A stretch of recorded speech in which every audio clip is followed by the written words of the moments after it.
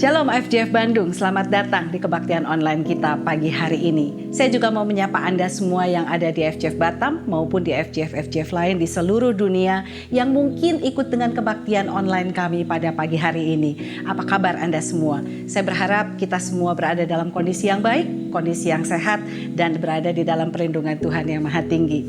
Dan pagi hari ini saya juga mau mengajak Anda semua, jika Anda memerlukan informasi tentang iCare kami ataupun tentang seputar gereja IFJF Bandung, maka Anda semua bisa menghubungi nomor telepon yang ada di bawah ini. Dan sebentar kita akan menikmati hadirat Allah bersama-sama, maka saya ajak Anda semua untuk bisa menutup mata sejenak. Mari kita sama-sama berdoa. Bapa di dalam surga, terima kasih Tuhan untuk pagi hari ini, karena Engkau Allah yang luar biasa, Allah yang setia, Allah yang dapat kami andalkan. Bapa, sebentar kami mau menikmati ibadah di rumah kami masing-masing. Mari Tuhan, biar Engkau yang hadir di semua tempat dimanapun kami berada, sehingga kami bisa menikmati ibadah ini tidak berbeda dengan ketika kami berada di dalam gedung gereja. Kami percaya bahwa hadirat-Mu luar biasa, praise and worship yang dinaikkan juga luar biasa, firman yang disampaikan juga luar biasa. Semuanya akan memberikan perubahan di dalam kehidupan kami dan memberikan harapan yang luar biasa. Terima kasih ya Bapa, kami naikkan semuanya ini hanya di dalam nama Yesus, dan kita semua yang percaya mari sama-sama kita katakan amin. Yeay, hi church, happy Sunday and welcome to online service IFJF Bandung di minggu pertama bulan Mei. Saya percaya kita semua dalam keadaan baik dan sehat selalu. Dan hari ini dari rumah kita masing-masing, mari kita sama-sama angkat pujian kita untuk Tuhan kita Yesus Kristus. Let us raise a hallelujah. I'll raise a hallelujah in the presence of my enemies. I'll raise a hallelujah louder than the unbelief. I'll raise a hallelujah. My weapon is a melody. I'll raise a hallelujah. To fight for me. I'm gonna sing in the middle of the storm. Louder and louder, you gotta hear my praises roar. I'm from the ashes, hope will arise. Doubt is defeated, the King is alive.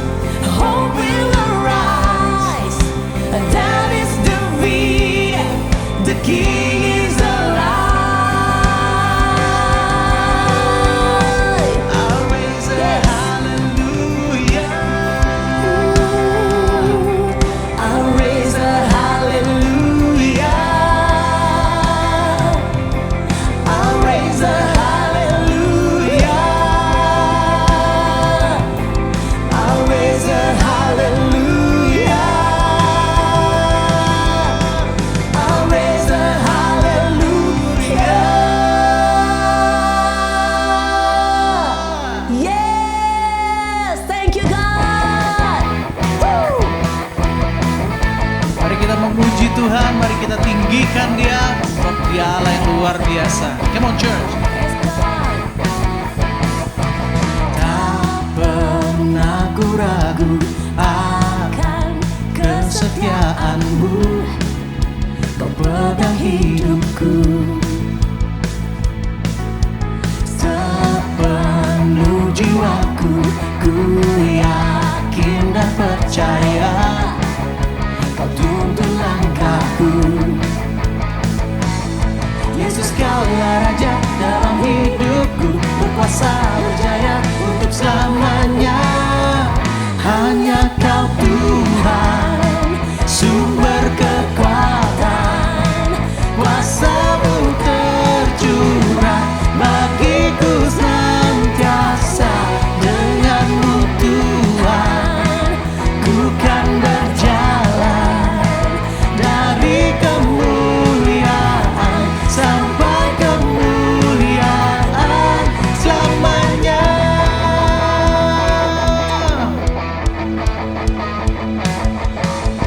Tak pernah ku ragu akan kesetiaanmu. Kau pegang hidupku sepenuh jiwaku. Ku yakin dan percaya Kau tuntun langkahku. Yesus Kaulah Raja dalam hidupku, berkuasa berjaya untuk selamanya. Hanya Kau Tuhan, sumber kekuatan, kuasa-Mu tercurah bagiku senantiasa. Dengan-Mu Tuhan, ku kan berjalan dari kemuliaan sampai kemuliaan selamanya.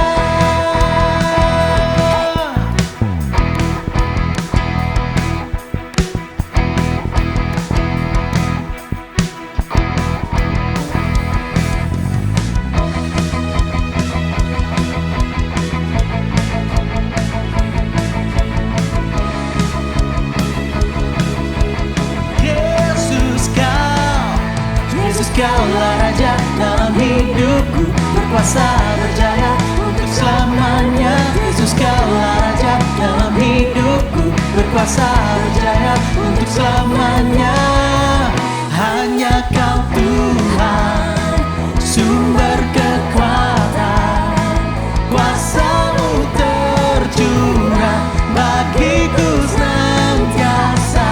Dengan-Mu Tuhan, ku kan berjalan dari kemuliaan sampai kemuliaan. Hanya Kau Tuhan, sumber kekuatan, kuasa-Mu tercurah bagiku senantiasa.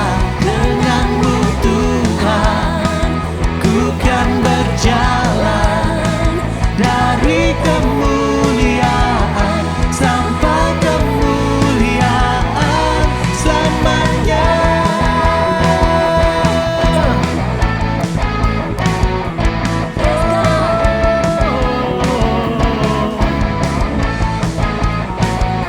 Selamanya. Thank you Jesus. Thank you God. Yes, Lord. Thank you Lord Jesus. You are so good God. You've been so good to me God. We thank you God. We thank you for your presence. We thank you for your love God. I love you Lord, for your mercy never fails me. All my days I've been held in your hands. From the moment that I wake up until I lay my head, oh I will sing of the goodness of God. And all my life you have been faithful. Yes God. And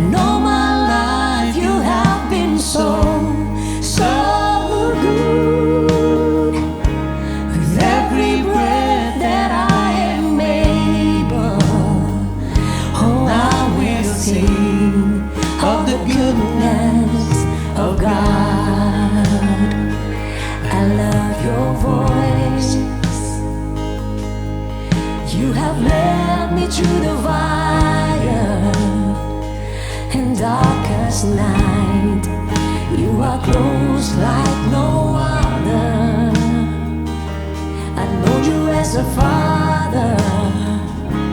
I've known you as a friend, and I have lived in the goodness of God all my life. And all my life you have been faithful. Yes, God.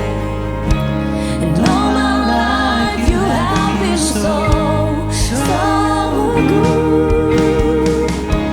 With every breath that I am able, and I will sing of the goodness of God. Your goodness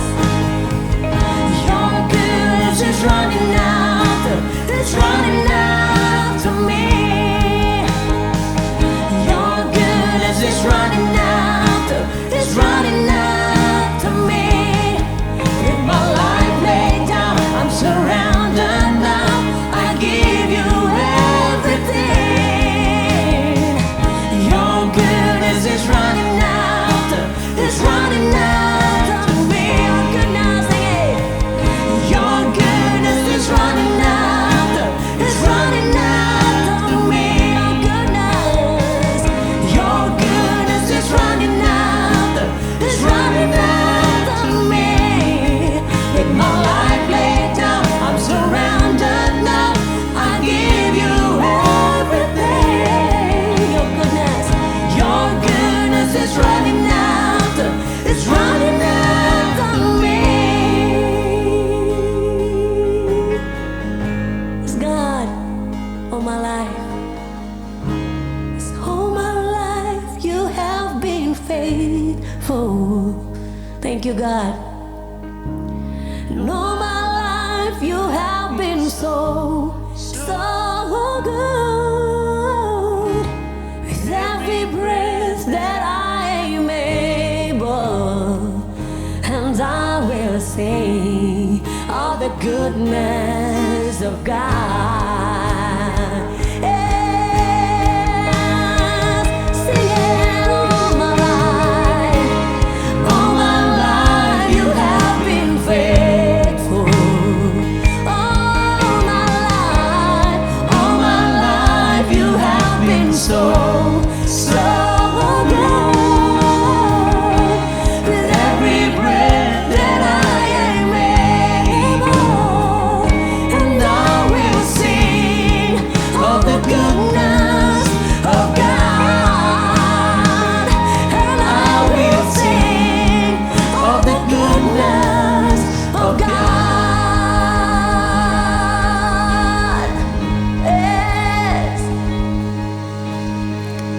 You're so good to me, oh God. You're so good to me, oh Lord. You've been faithful for us. He's been faithful for me and for you, God. Yes, thank you, God. Yes, Lord, we love you, Lord. We love you, God. Oh, your goodness is running after me. All my life, all my days. Thank you, God. Your goodness is running after, it's running after me. Your goodness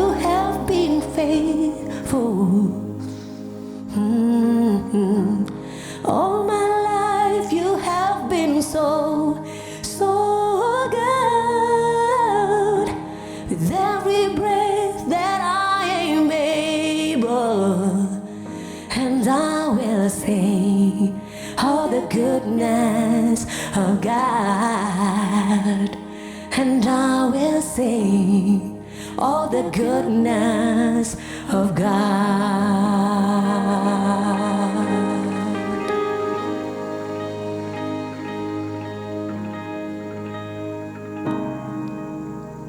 Sebelum kita menaikkan doa-doa kita pada pagi hari ini, saya mau mengundang Anda, jika ada di antara Anda yang membutuhkan dukungan doa dari kami, silakan Anda menghubungi nomor telepon yang ada di bawah ini. Anda bisa WhatsApp, Anda bisa telepon, dan tentunya tim doa kami dengan senang hati akan mendoakan semua pokok-pokok doa Anda yang Anda perlukan pada saat ini. Dan mari sama-sama kita mendoakan pokok-pokok doa kita untuk minggu ini. Bapa di dalam surga, terima kasih Tuhan, karena Engkau Allah yang luar biasa. Saat ini kami berdoa Tuhan untuk negara kami dan untuk kota kami ya Bapa. Di tengah-tengah pandemi ini kami rindu Tuhan, sungguh apa yang terjadi hari-hari ini memang sesuatu yang tidak bisa kami bayangkan. Tetapi kami percaya bahwa kami punya pengharapan yang utuh Tuhan di dalam Engkau ya Bapa. Engkau akan menolong kami selalu Tuhan. Kami juga berdoa Tuhan untuk mereka yang sedang sakit saat ini. Dan ada keluarga-keluarga yang saat ini sedang sakit katarak, infeksi kuping, stroke, dan bahkan mental illness Tuhan. Kami percaya Bapa bahwa Engkau akan menyembuhkan mereka di dalam nama Yesus Tuhan. Karena Engkau adalah Allah penyembuh buat kami ya Bapa. Juga untuk kami semua yang saat ini sedang mengalami pergumulan finansial di tengah-tengah situasi seperti ini Tuhan. Kami berdoa ya Bapa, karena kami percaya Tuhan bahwa Engkau juga adalah Allah yang mencukupkan bahkan berkelimpahan ya Bapa. Kau akan mencurahkan berkat-Mu buat kehidupan kami, dan Kau akan menolong kami Tuhan setiap waktu ya Bapa. Dan juga untuk mereka yang saat ini sedang mengikuti ujian masuk dan juga beasiswa Tuhan, kami berdoa ya Bapa supaya sungguh teman-teman kami ini ya Bapa bisa mendapatkan apa yang mereka impikan, apa yang mereka harapkan. Karena kami tahu Tuhan, Engkau adalah Allah yang senantiasa menyertai segala sesuatu yang kami kerjakan. Dan kami juga berdoa untuk setiap keluarga-keluarga saat ini, biar damai sejahtera, berkat dan sukacita tidak pernah meninggalkan kehidupan kami ya Bapa. Perlindungan daripada Tuhan senantiasa ada bersama dengan kami ya Bapa. Terima kasih ya Tuhan, kami naikkan semua doa-doa ini hanya di dalam nama Yesus. Dan kami percaya Tuhan, karena hanya nama-Mu Tuhan yang kami sembah. Dan hanya satu nama juga kami percaya Tuhan bahwa semua ini akan dijawab. Di dalam nama Yesus kami sungguh berdoa dan mengucap syukur. Haleluya. Amin. Hai, nggak berasa kita udah masuk ke bulan Mei lagi nih. Di bulan Mei ini pasti menjadi bulan yang menyenangkan untuk Anda. Amin, pasti. Dan juga di bulan Mei ini tema kita adalah Genuine Test. And everybody, welcome to IFGF Online Service. Kita rindu banget nih untuk berkenalan langsung sama Anda pastinya. Cuma karena lagi social distancing ataupun juga lagi PSBB, jadinya kita kenalannya lewat iCare dulu aja kali ya. Informasi seputaran iCare, hotline-nya bisa Anda menghubungi yang di bawah ini.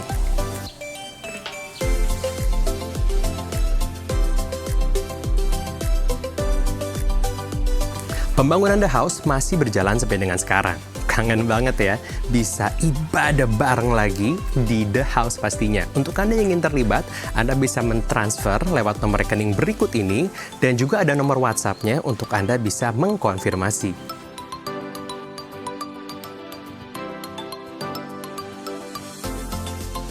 Ada 3 cara mudah untuk Anda mendapatkan update informasi seputaran IFGF Bandung. Yang pertama adalah lewat Instagram di @ifgfbdg. IG live-nya keren-keren, jangan sampai Anda kelewatan. Dan juga ada lewat YouTube channel kita di IFGF Bandung, dan juga ada lewat website di www.ifgfbandung.org. Untuk Anda yang rindu memberi, Anda bisa mentransferkan persembahan Anda lewat nomor rekening yang ada di layar Anda, ataupun juga yang lebih mudah lagi, Anda bisa langsung scan QR Code di sini.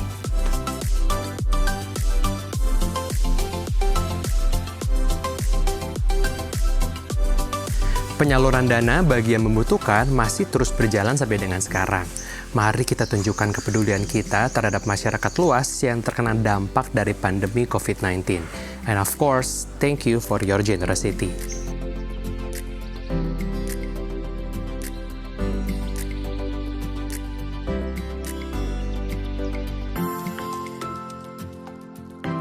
Udah download Cutting Edge News Magazine belum?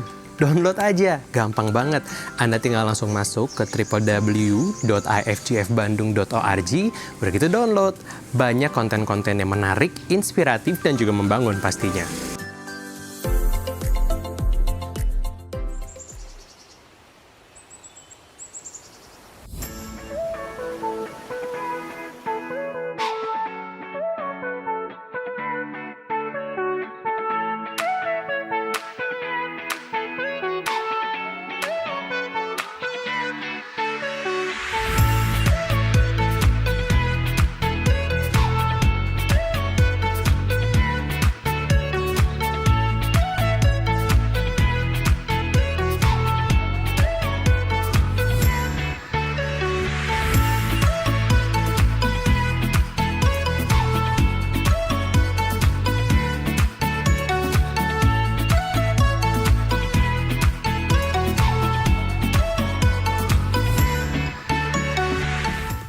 Dan juga mumpung di rumah nih, Anda juga bisa melakukan banyak kegiatan yang biasanya nggak bisa Anda lakukan kalau situasi-situasi lagi normal. Pastikan Anda juga mengisi kegiatan Anda dengan yang bermanfaat, seperti baca buku, beres-beres rumah, mendekatkan diri juga dengan keluarga yang biasanya jarang ngobrol.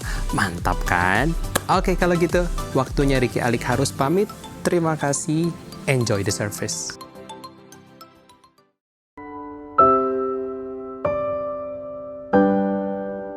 Thank you Cimuti udah join us buat Seven Seed. Hai. Nah, masa-masa sekarang ini kan banyak orang yang cuma diem aja gitu, tapi kayaknya Cimuti menolak buat diem aja gitu ya, bahkan bikin something yang ngelibatin orang-orang banyak, bikin satu gerakan yang jual masker, dan itu tuh ngebantu ibu penjahit ya, melibatkan ibu-ibu buat ngejahit. Jadi waktu pandemi COVID-19 itu masuk ke Bandung, nah pemerintah kan mulai menghimbau untuk social distancing ya, dan banyak bisnis yang merumahkan pegawainya. Nah, saya dengar dari cerita asisten rumah tangga saya, kalau tetangganya juga banyak yang di PHK gitu, dirumahkan. Jadi mereka mulai kesulitan untuk pemasukan sehari-hari. Nah, ditambah juga kalau surgical mask itu kan susah banget dicari gitu. Dan dari farmasi saya juga dikasih tahu bahwa supplier itu pada kosong, dan kalau ada pun harganya tuh sangat mahal alias gak wajar. Nah, jadi kita coba mencari alternatif gitu, dan saya lihat ada punya sisa stok kain itu banyak gitu di gudang, karena saya dulu produksi barang anak atau baby gitu ya. Jadi saya coba mikir apa yang bisa kita perbuat atau bikin dari sisa stok kain ini untuk mengakomodasi lah keadaan-keadaan seperti ini. Kita fokusnya ke bikin masker kain 3 ply ya.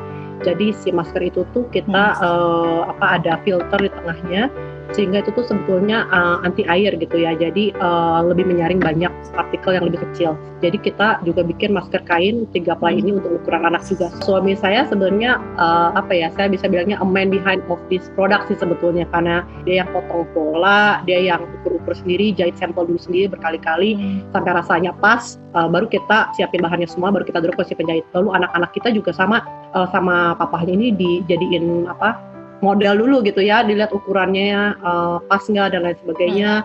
Nah, keterlibatan anak juga lebih nanti ke packaging. Jadi waktu barangnya datang mereka happy banget gitu, mereka ikut foto-foto, ikut jadi model, masukin ke plastik, nulisin size-nya. Jadi mereka benar-benar terlibat juga semua ya, mumpung di rumah juga sih. Sebenarnya kan suasana keadaan juga lagi sulit sebetulnya kan buat pelaku bisnis gitu. Nah, sementara Cici bikin hal ini gitu buat ngebantu orang lain, apa sih yang mendorong Cici buat ngelakuin hal ini gitu? Saya masih punya keluarga, suami, anak, orang tua, kita semua masih sehat gitu ya, itu yang paling penting. Di situ saya merasa walaupun kita secara bisnis susah ya, tapi kebaikan Tuhan itu selalu ada buat kita gitu. Nah, di situ saya sama suami sama anak-anak berpikir, oh iya ya, kita tuh udah diberkati sebegitu banyak sama Tuhan, walaupun masa-masa susah ini. Kenapa kita nggak coba berkati mereka juga gitu? Kita mulai dari yang dekat-dekat, dari misalkan tetangganya si Mbak ini nih, si tukang jahit ini gitu. Apa yang kita bisa lakukan buat mereka? At least kita bisa membantu keuangan mereka ya. Ibrani 13 ayat 16. Dan janganlah kamu lupa berbuat baik dan memberi bantuan, sebab korban-korban yang demikianlah yang berkenan pada Allah. Ya gitu ya, selalu bersyukur. Kalau udah bersyukur kita diberkati Tuhan, kenapa juga kita nggak berkati orang lain dengan kapasitas kita. Saya Mutiara dari I Care Full Heart.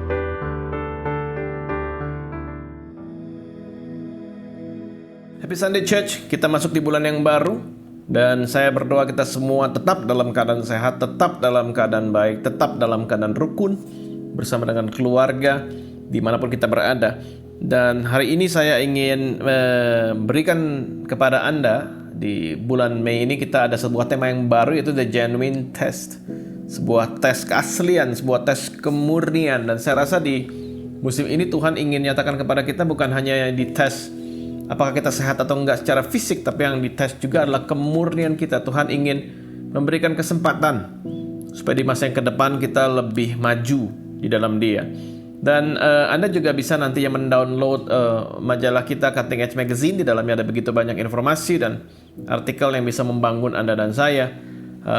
Hari ini saya ingin kita semua belajar dari sebuah keluarga yang namanya Nuh. Mereka mengalami tes yang banyak dalam kehidupan.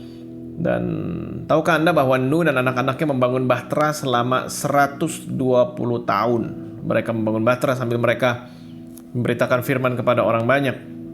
Tapi nggak ada satupun yang menerima kabar baik yang mereka beritakan. Dan kemudian mereka ada di dalam bahtera, terombang-ambing karena air bah di mana-mana. Mereka ada di dalam perahu itu selama 364 hari. Dan saya berdoa kita semuanya nggak sampai harus setahun di dalam rumah, harus setahun mengalami physical distancing karena this too shall pass. Tapi saya merasa bahwa ada banyak hal yang mirip antara yang dialami oleh kita dan yang dialami oleh keluarganya Nuh. Dan mari kita sama-sama baca di Kejadian 8. Ini merupakan cerita di mana air itu hampir surut. Saya akan bacakan dari mulai ayat yang ke-5 dan sampai bulan yang ke-10 makin berkuranglah air itu.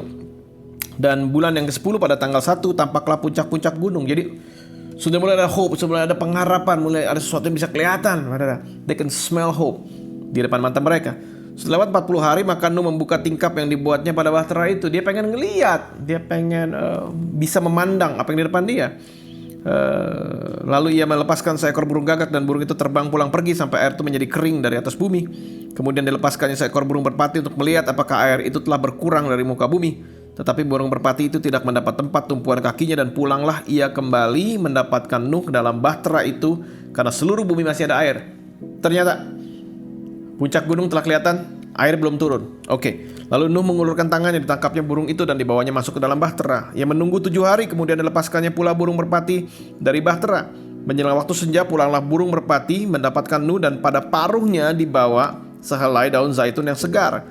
Dari situlah diketahui Nuh bahwa air itu telah berkurang dari atas bumi. Oh, ternyata sudah mulai aja ada vegetation, mulai ada tumbuhan, mulai ada pohon zaitun mulai bertumbuh. Hope-nya makin dekat, pengharapannya makin dekat lagi dengan realita. Selanjutnya ditunggunya pula 7 hari lagi, kemudian dilepaskannya burung merpati itu, tetapi burung itu tidak kembali lagi kepadanya. Dalam tahun ke-601, dalam bulan yang pertama pada tanggal 1 bulan itu sudahlah kering air itu dari atas bumi. Kemudian Nuh membuka tutup bahtera itu dan melihat, ternyata buka bumi sudah mulai kering. Yeay, hope dan expectation telah terjadi, pengharapan sudah di depan mata, sudah kering. Dalam bulan kedua pada hari yang ke-27 bulan itu bumi telah kering. Lalu berfirmanlah Allah kepada Nuh, keluarlah dari bahtera itu. Jadi Tuhan yang suruh dia keluar. Sebelum Tuhan suruh dia nggak keluar. Engkau bersama-sama dengan istrimu serta anak-anakmu dan istri anak-anakmu, segala binatang yang bersama-sama dengan engkau, segala yang hidup, burung-burung, hewan dan segala binatang melata yang merayap di bumi, suruh keluar bersama-sama dengan engkau, supaya semuanya itu berkeriapan di bumi serta berkembang biak dan bertambah banyak di bumi. Lalu keluarlah Nuh bersama-sama dengan istrinya, anak-anaknya dan istri dari anak-anaknya. Dan di sini kita melihat bahwa dia mengalami begitu banyak ujian dalam kapal itu, dan kita akan belajar hari ini. Ada sebuah tempat yang di utara dari Kanada namanya Klondike. Itu merupakan tempat yang bersejarah karena di tempat itu ratusan ribu orang pernah mencoba peruntungan mereka untuk mencari emas, karena ternyata ditemukan kandungan yang sangat besar di lembah Yukon dekat dengan Alaska, dan orang dari seluruh dunia, bukan hanya orang Kanada dan Amerika, mereka datang dan kemudian mereka berbaris setiap hari mendaki sebuah gunung supaya mereka mendapat giliran untuk mendapat sedikit emas, kalau beruntung lebih banyak emas, bahkan kadang-kadang butiran-butiran, bahkan kadang-kadang serpihan-serpihan emas mereka menggali di tengah salju, mereka menggali di sungai, mereka menggali di gunung, mereka memahat semuanya supaya mereka bisa mendapatkan peruntungan. Dan setelah itu menjelang sore mereka akan pulang ke kota dan kemudian mereka akan menimbang, mereka akan ada namanya genuine test. Apakah itu emas asli, apakah itu sepuan, apakah mereka mencoba menipu, dan mereka akan kemudian diuji dan mereka akan ditimbang dan kemudian mereka akan diberikan sejumlah uang sesuai dengan emas yang mereka temukan. Dan saya rasa sekarang ini juga sama, di tengah-tengah musim di mana kita ada, sekeliling kita ada begitu banyak berita tentang sakit penyakit, sesungguhnya ada ujian yang lebih dalam yang ingin Tuhan berikan dalam kehidupan kita masing-masing hari ini. Dan ketika sekarang dalam physical distancing, ketika kita nggak bisa bebas keluar dari rumah, ketika begitu banyak hal yang restricted, terbatas, begitu banyak hal dilucuti seakan-akan dari kehidupan kita, waktu kita, energi kita, tenaga kita nggak bisa eksplorasikan keluar dari rumah, tapi kita harus ada di dalam rumah. Sesungguhnya ketika banyak hal diambil dari kita, apa yang masih nyisa? Apa yang sisa?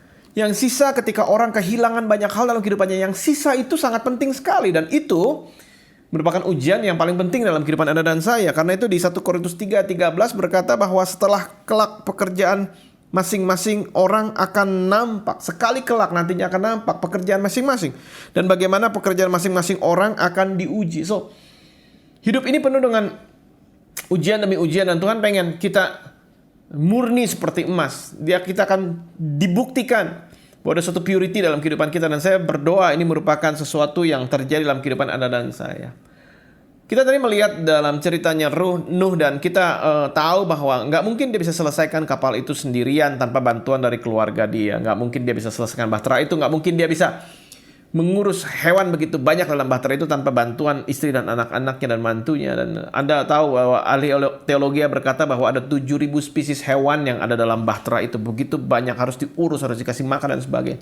Tidak mungkin dia bisa melakukannya sendiri. Dan saya percaya bahwa keluarganya Nuh melewati sebuah proses yang pertama, sebuah ujian yang pertama, yaitu the test of unity. Mereka melewati yang namanya tes atau ujian kesatuan, dan kesatuan itu menjadi penting karena kesatuan itu merefleksikan, mewujudkan, menyinarkan, memirrorkan, dia mewujudkan karakter daripada Tuhan sendiri. Karena everything God does begins with the core of unity. Kalau Tuhan mengerjakan apapun, dia mengerjakan sesuatu yang menyebabkan kesatuan. He works from the core of unity. Idenya dia adalah kita semuanya punya kesatuan tubuh, jiwa, dan roh. Idenya dia adalah kita harus bersatu dengan pribadi dia. Idenya kita adalah kita bersatu dengan firman-Nya. Idenya dia adalah keluarga itu menjadi satu, menjadi rapat. Bahkan di musim ini, God's main purpose is unification.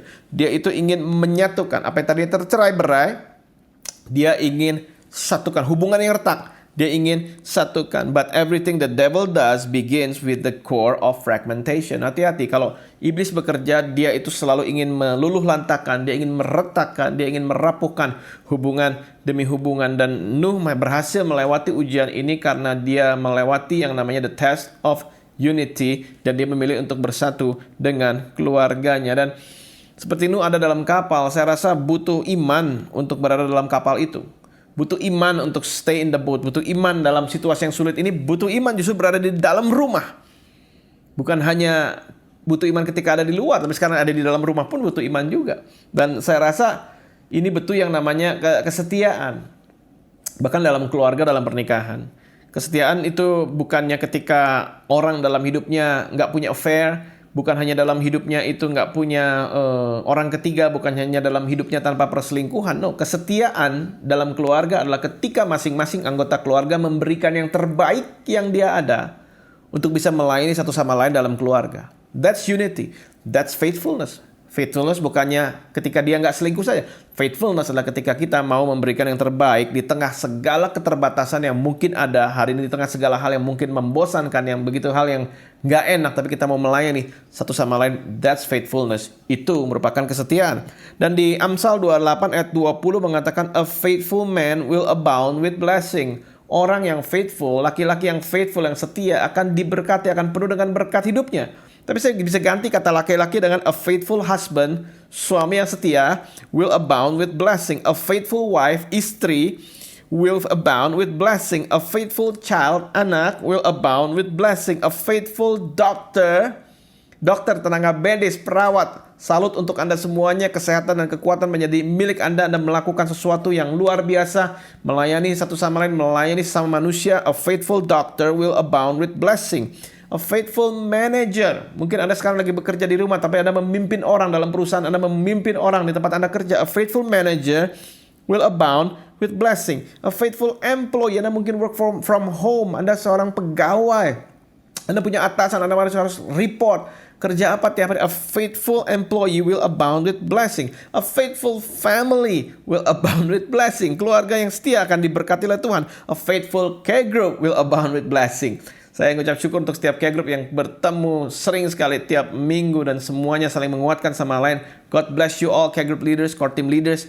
Semuanya akan dalam keadaan yang baik. Saya berdoa kita semua sehat. A faithful church will abound with blessing. Gereja yang setia akan diberkati oleh Tuhan. A faithful citizen, warga negara. Kita semua harus diam di rumah, PSBB sekarang. A faithful citizen will abound with blessing. A faithful Christian will abound with blessing. Dan saya berdoa kita semuanya melewati yang namanya the test of unity. Karena di tengah kesatuan itu ada sesuatu yang penting yang namanya the power of multiplication. Di dalam Alkitab berkali-kali nyatakan in unity there is multiplication. Bukan addition, bukan penambahan, tapi multiplikasi. Pelipat gandaan yang dari Tuhan. Dan itu merupakan suatu hal yang penting sekali. Dalam Alkitab ditulis berulang-ulang. Hanya ada berkat dan multiplikasi di dalam kesatuan.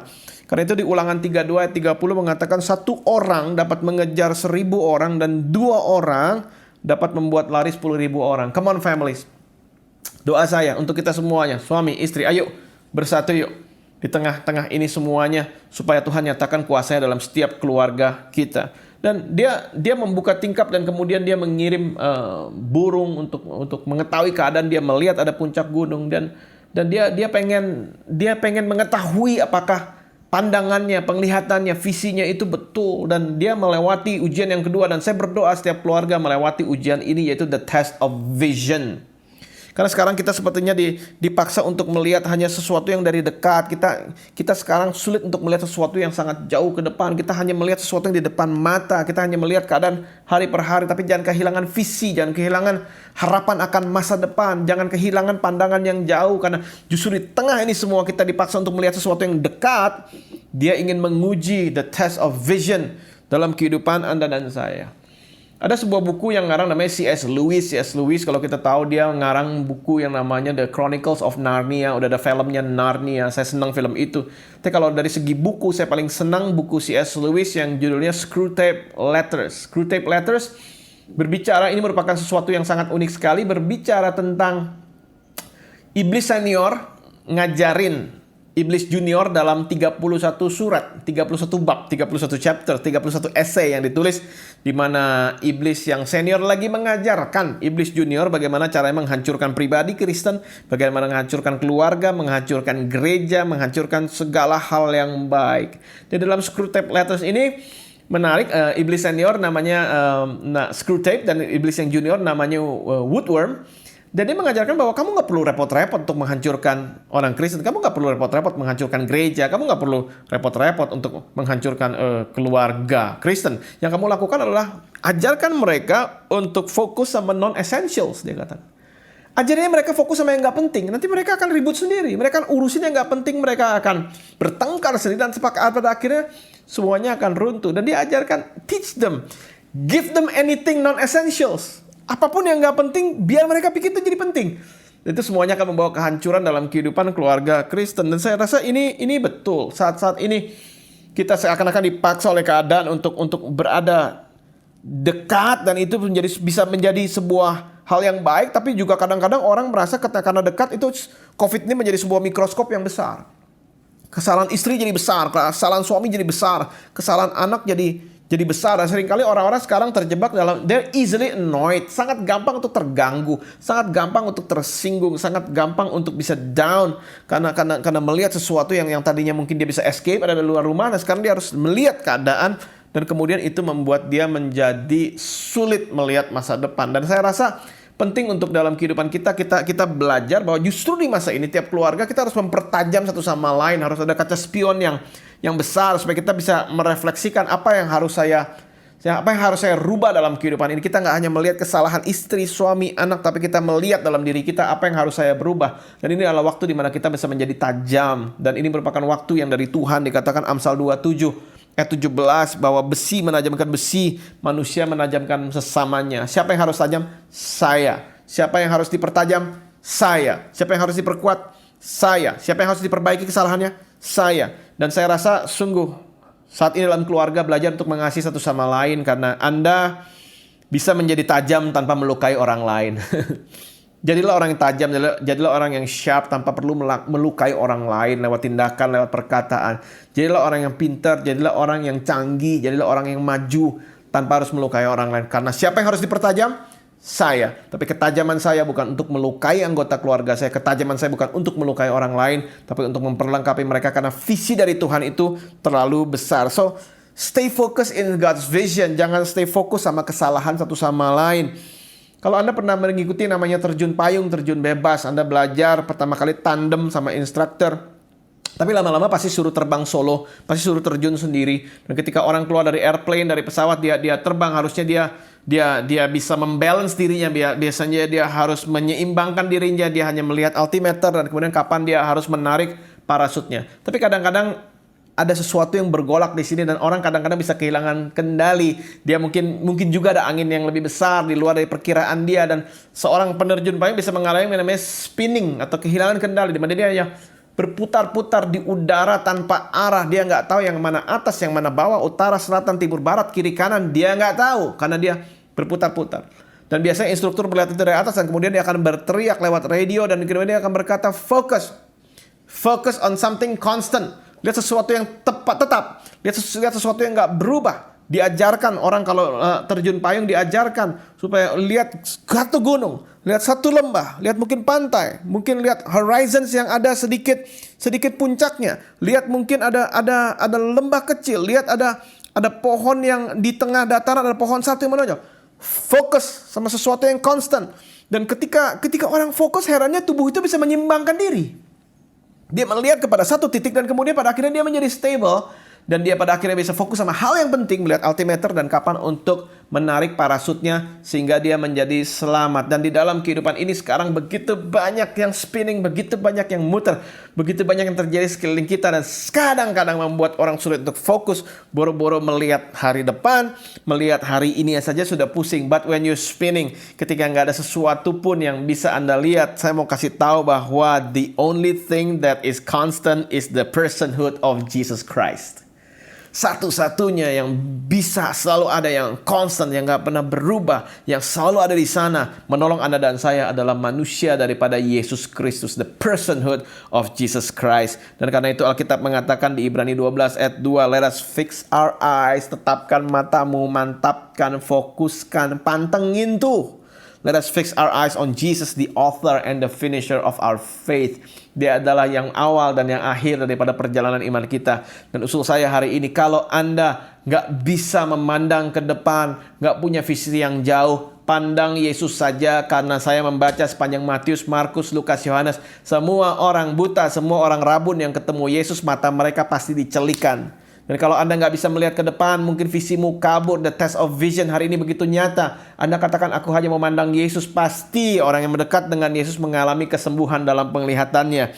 Dan hari ini saya berdoa, semua dari Anda dan saya, yuk kita mulai lolos daripada the test of vision. Do you see the invisible? Bisa nggak yang belum kelihatan? Can you see the invisible? Do you believe the incredible? Masih percaya nggak bahwa Tuhan yang kita sembah melakukan hal yang luar biasa? Do you receive the impossible? Apakah Anda mau hari ini untuk menerima hal yang kelihatannya mustahil menjadi mungkin di dalam Tuhan? Dan di situ kita melihat di dalam Alkitab bahwa Nuh patuh, dia nggak keluar sebelum Tuhan suruh.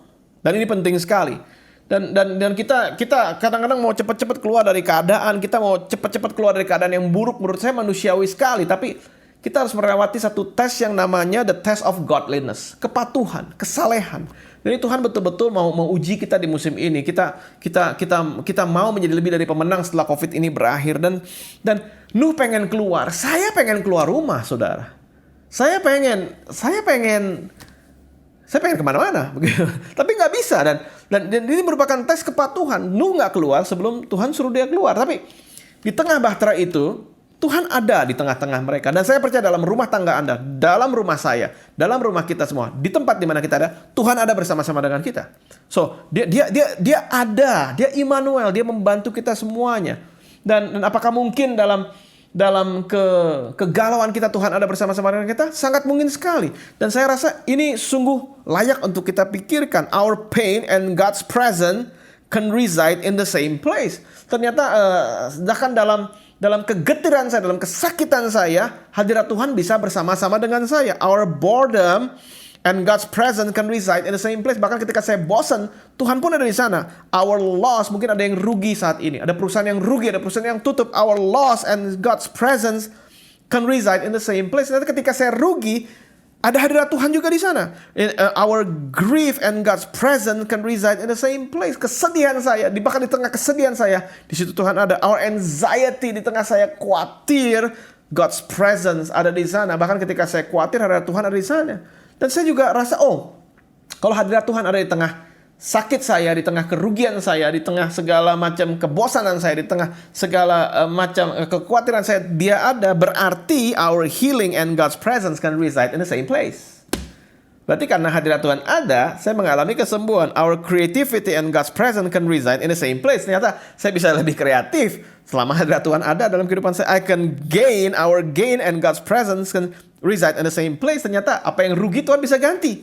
Bahkan Tuhan katakan bahwa tahun-tahun dicuri belalang akan diganti sama Tuhan dalam kehidupan kita semuanya. Our joy and God's presence can reside in the same place. Saya ternyata bisa masih dapat sukacita karena ada hadirat Tuhan di situ. Our peace, damai sejahtera, and God's presence can reside in the same place. Our future and God's presence can reside in the same place. Masa depan saya, kok bisa? Masa depan saya di depan presence, hadirat Tuhan ada saat ini. Kenapa bisa nyambung? Nyambung, karena dia Alfa dan Omega. Dia adalah Tuhan yang sangat jago menyambungkan masa lalu, masa sekarang saya, dan masa depan saya. Karena dia ada sekarang, saya mulai bisa memikirkan masa depan saya. I can be loyal to my future rather than my past. Saya bisa setia kepada masa depan dibanding dari masa lalu dan kegagalan saya. Saya bisa berpikir lebih jauh karena dia Alfa dan Omega. Dia bersama-sama dengan saya, dia bersama-sama dengan Anda semua. Dan sekarang ini adalah masa di mana orang bilang, ayo cepat selesai, saya pengen keluar dari masalah ini.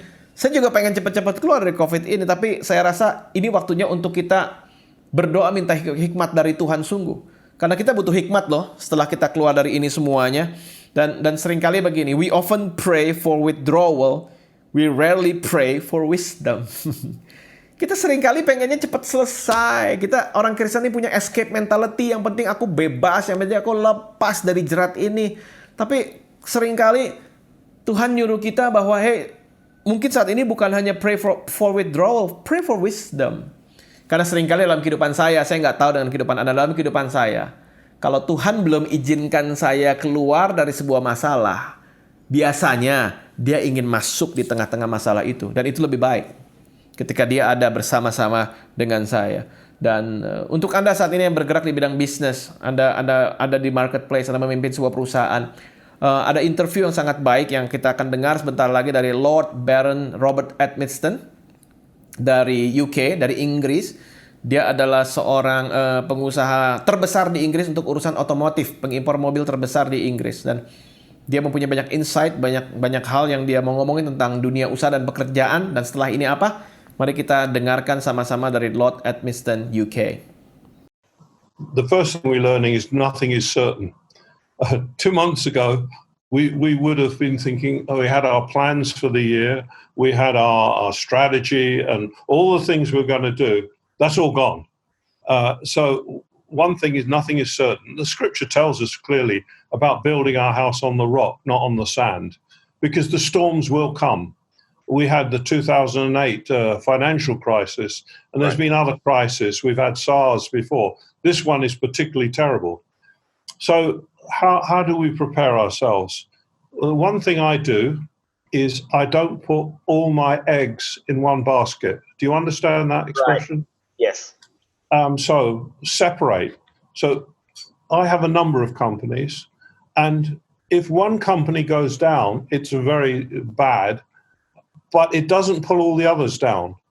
So I've separated them financially so that they're not all reliant on each other. That's important. The other thing is always keep a certain level of cash reserve because you never know what's going to happen. We always do. We keep a certain amount, and now we've increased it. We've cut back all our capital expenditure, all our others expenditures, and future project. We've just held back on all of those. So don't keep all your eggs in one basket. Keep a cash reserve. Separate your companies. Don't give personal guarantees. If you give a personal guarantee, not only does that mean each company is now vulnerable, it means you personally are vulnerable too. And your wife and children could end up on the street. So try and avoid giving any personal guarantees. Right. Recognize the situation and don't live in denial. Often we're too late to make adjustments. You know, usually you can see something coming. You can see the clouds on the horizon and you know it's going to rain. So you need to just, it's back to this, the wise man sees the evil day coming and makes preparation. The simple people pass on unpunished. That's what the scripture tells us. Right. Baik, Anda telah mendengar dan saya berdoa kita semuanya bisa belajar sesuatu dari seorang bisnismen dan hamba Tuhan yang luar biasa ini. Dan begitu banyak orang yang tanya sama saya setelah kita dengar tadi, Pastor, after COVID apa? Setelah COVID apa? Gimana dengan bisnis saya? Dan saya mau katakan demikian. You know what? After COVID cuma ada satu hal. What after COVID? Hard work. Hard work. Tuhan senang dengan orang yang rajin. Tuhan senang. After this, setelah ini semuanya ada, setelah semuanya ini lewat, yang ada adalah kerja keras. Dan saya rasa sungguh kita semuanya mau diajarkan Tuhan untuk bisa makin lama menjadi makin cerdas, makin lama makin baik, dan makin lama itu kita menjadi semakin berbuah di dalam Dia. Dan di sini kita melihat bahwa mereka keluar dari Bahtera bersama-sama, satu keluarga, nggak ada yang mau keluar duluan, nggak ada yang bilang, oh Shem mau lari duluan, Ham mau keluar duluan, Yafet, mereka keluar bersama-sama. Tapi saya mau memberikan Anda suatu peringatan. Di tengah COVID ini ada bisnis yang hancur, ada bisnis yang maju. Jangan iri dengan bisnis yang maju. Ada yang di tengah ini kesulitan, tapi ada justru tengah-tengah ini semua mereka mendapatkan sesuatu yang baik yang mereka belum dapatkan sebelumnya. Dan saya mau peringatkan lagi, setelah COVID ini selesai, ada bisnis yang cepat maju, ada bisnis yang lambat majunya. Setiap orang air bahnya surutnya berbeda-beda waktunya. Jangan bandingkan dirimu dengan orang lain karena setelah ini akan ada satu tes yang namanya the test of purity. Benar-benar murni nggak hati kita? Dan di sini sungguh kita semuanya sedang diuji, dan saya rindu ya kita sebagai gereja punya satu mentalitas begini. Kalau lihat orang lain berhasil, kalau lihat orang lain maju, kalau lihat orang lain berkata, ingat setelah COVID ini airnya surutnya beda-beda, ada yang majunya cepat, ada yang majunya lambat. Hey, that's the reality of life, but we are not gonna stop celebrating others. Kita harus menjadi gereja, kita harus menjadi orang yang nggak pernah berhenti untuk bisa senang atas keberhasilan orang lain. Kalau saat ini saya misalnya lihat Instagram orang tua bisa berkumpul dengan anak-anaknya, Anda pikir saya nggak pengen kumpul dengan anak-anak saya? Anak saya nomor 1, nomor 2 sekarang lagi kuliah, mereka nggak bisa pulang dan sekarang betul-betul lockdown, nggak bisa kemana-mana. Kalau melihat itu apakah saya pengen mereka ada di sini bersama-sama dengan saya di Bandung? Saya tentu saja ingin sekali. Tapi ketika saya lihat Instagram keluarga bisa berkumpul sama-sama, saya senang melihat keluarga-keluarga teman-teman saya masih bisa berkumpul. Saat ini kalau saya melihat kemarin ada yang merayakan orang tuanya ulang tahun bisa di rumah bareng-bareng dengan orang tuanya. Saya sekarang mau kunjungi orang tua saya ke Jakarta saja nggak bisa. Apakah saya mau bisa mengunjungi orang tua saya yang sudah lanjut usia umur 85 dan umur 84 tahun? Tentu saja saya mau. Tapi ketika saya melihat foto dari keluarga lain yang sedang merayakan ulang tahun bersama dengan orang tua, saya senang. Let us belajar untuk celebrate. Kalau orang lain tuh maju, untuk belajar untuk merayakan kalau orang lain maju. Kalau kayak grup lain maju, kita harus senang. Kalau gereja lain maju, kita harus senang. Kalau perusahaan lain maju, kita harus senang. Jadilah orang yang punya hati yang besar, karena It doesn't make you smaller to celebrate someone else. Nggak menjadi Anda lebih kecil ketika Anda merayakan kebesarannya orang lain. Dan lilin Anda sendiri nggak menjadi lebih terang ketika Anda meniup lilinnya orang lain. Let us have a big heart di dalam situasi yang seperti ini. Ada kesaksian yang saya dapat dari teman di Jakarta. Dia bekerja di bidang finance sudah lama sekali. Dan 2 bulan yang lalu perusahaannya dilikuidasi dan kemudian perusahaannya tutup. Dan dia tiba-tiba jobless, tiba-tiba nggak punya pekerjaan. Dan saat ini kebutuhan keluarganya lagi sangat berat sekali. Dan kemudian di waktu yang sama 2 bulan yang lalu, teman baiknya ini mendapatkan sebuah proyek yang besar dari pemerintah. Mendapatkan sebuah proyek yang besar. Dan kemudian di tengah itu semuanya dia lagi down, dia lagi baru dipecat dari pekerjaannya. Dia mendengar itu, apa yang dia lakukan, dia kasih selamat dan dia kirim kue. Dia kirim makanan, dia send ke rumah sahabatnya yang baru terima proyek yang besar, bilang congratulations, selamat, saya senang melihat kamu berhasil. Dan kemudian temannya itu menerima, dan karena kuenya banyak, dikasih ke tetangganya. Nih, saya dapat kue, kamu cobain, enak sekali. Tetangganya makan dan kemudian enak. Dan bilang, ini dari siapa? Ini dari teman saya, dia baru dipecat dari perusahaannya, dia seorang financier yang sangat baik. Dan kemudian temannya bilang, tolong kenalin saya mau telepon dia. Dan kemudian telepon, singkat cerita, tetangganya ini memberikan pekerjaan yang lebih baik daripada sebelumnya. Tapi itu kenapa itu bisa terjadi? Itu terjadi ketika dia mau celebrate keberhasilan orang lain. Anda tahu hukum tabur tuai? Anda tahu bahwa kadang-kadang ketika kita memberikan celebration, ketika kita merayakan keberhasilan orang lain, itu seperti bumerang yang akan kembali dalam kehidupan kita. Ketika engkau menabur dalam kehidupan orang lain, engkau pun akan diberikan berkat oleh Tuhan. Dan saya rasa kita harus punya hati yang besar di masa ini, karena humble is better. Menjadi rendah hati itu lebih baik daripada tidak rendah hati. Dan saya rasa betul-betul kita harus tahu bahwa Tuhan mampu untuk sesuai dengan waktunya untuk memberkati setiap dari Anda dan saya, karena God is not that small that He can only bless one person at a time. Jangan ketika kita melihat orang lain berkata, oh Tuhan hanya mampu berkati dia. Enggak, Tuhan mampu untuk memberkati Anda juga. Tuhan mampu untuk memberkati perusahaan orang, Tuhan mampu untuk memberkati perusahaan Anda, Tuhan mampu memberkati keluarga orang, Tuhan mampu memberkati keluarga Anda. Just have a big heart. Celebrate satu sama lain, karena setelah ini test of purity ini akan menjadi sangat-sangat nyata dalam kehidupan kita.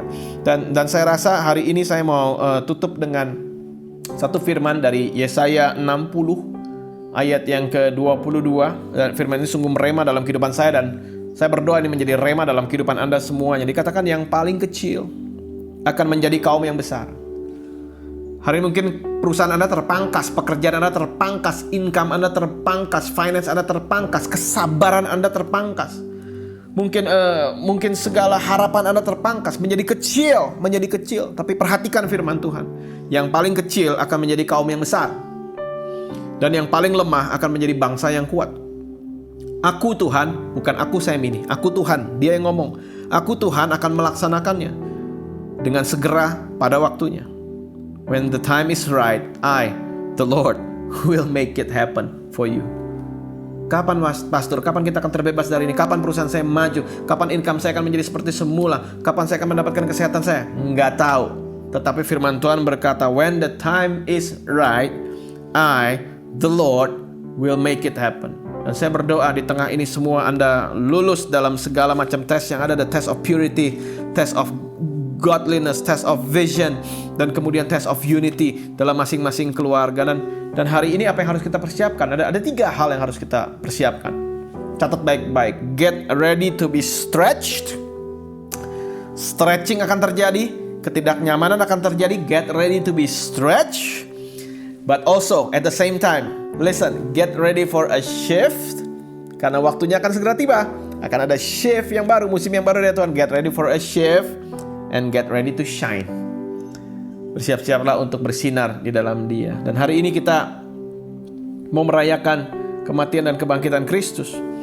Kita mau hari ini memproklamirkan betapa Dia telah membayar segala sesuatu yang perlu dibayar.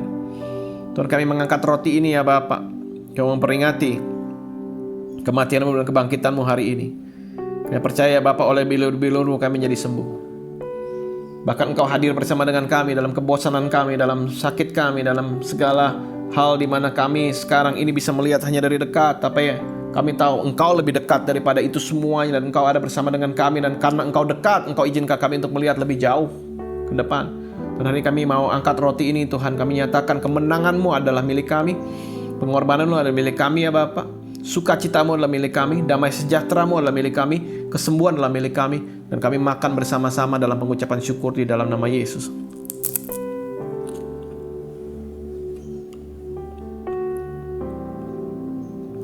Kemudian yang mengambil cawan berisi anggur dan berkata, inilah darahku yang tercurah bagi kamu.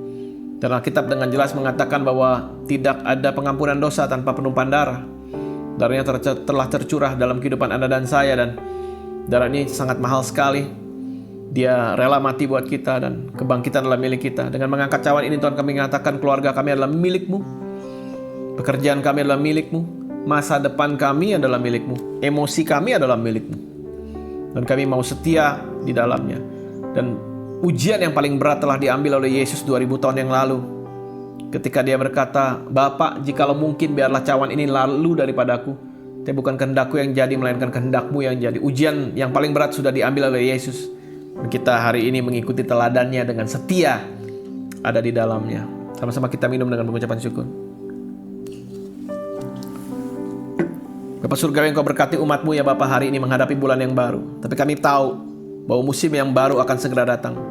Ajar kami melihat lebih jauh, ajar kami sabar, ajar kami terus-menerus ada dalam kesatuan bersama dengan keluarga kami, bersatu juga dengan Engkau dan firman-Mu. Dan ajar kami punya hati yang rela, punya hati yang pure, punya hati yang murni, yang bisa memberkati orang lain juga.